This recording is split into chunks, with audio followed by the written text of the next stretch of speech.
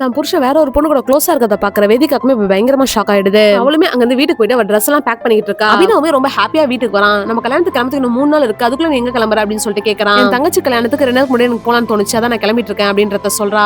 நான் மட்டும் தான் போறேன், நீங்க பொறுமையா உங்க வேலையெல்லாம் முடிச்சுட்டு ரிலாக்ஸா வாங்க. சரி ஓகே, நான் பஸ் ஸ்டாப்ல டிராப் பண்றேன்னு சொல்றான். அதை கேக்குற அந்த பொண்ணுமே எனக்கு அரேஞ்ச்மெண்ட்ஸ் எல்லாமே நான் பண்ணிட்டேன், ஒன்னும் பிரச்சனை இல்லை, நீங்க இங்கேயே இருங்க அப்படின்னு சொல்லிட்டு அவளுமே அங்க இருந்து கிளம்பி போயிட்டா. அபினவுமே இப்ப தபஸ்யாக்கு கால் பண்ணி டெல்லி போலான்னு சொன்னல, நான் ஃப்ரீ தான், நம்ம போலாமா அப்படின்னு சொல்லிட்டு கேக்குறான். இப்போ இவங்க 2 பேரும் டெல்லியும் கிளம்பி போறாங்க. ஆக்சுவலா அபினோட ஒய்ஃப் ரொம்ப நாளா டெல்லி போகணும்னு சொல்லி கேட்டுட்டு இருப்பா. நான் இந்த ஊரை விட்டு வெளியவே வரமாட்டேன்னு சொல்லிட்டு இருப்பான். ஆனா இப்போ இந்த பொண்ணுக்காக டெல்லி போறதுக்கு முடிவு எடுத்திருக்கான். தபஸ்யாவுமே அவளோட வீட்டுக்கே கூட்டு போயிட்டு அவனை அங்கேயே ஸ்டே பண்ண வைக்கிறா. தபஸ்யாவுமே அபினவ அவன் ஃப்ரெண்டுக்கு இன்ட்ரோடியூஸ் பண்ணி வச்சு இப்ப பயங்கரமா ஜாலியா என்ஜாய் பண்ணிட்டு இருக்காங்க. என்னோட ஒய்ஃப் அந்த கல்யாண வீட்டுல ரொம்ப சோகமா அபினவ பத்தி யோசிச்சுட்டு இருக்கா.